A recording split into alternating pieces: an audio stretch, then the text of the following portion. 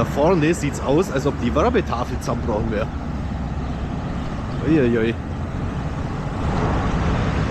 Yep. Nee, die haben einfach nur das Dach von der Bushaltestelle erweitert. Sowas bewirkt ein Hurricane Stufe 3.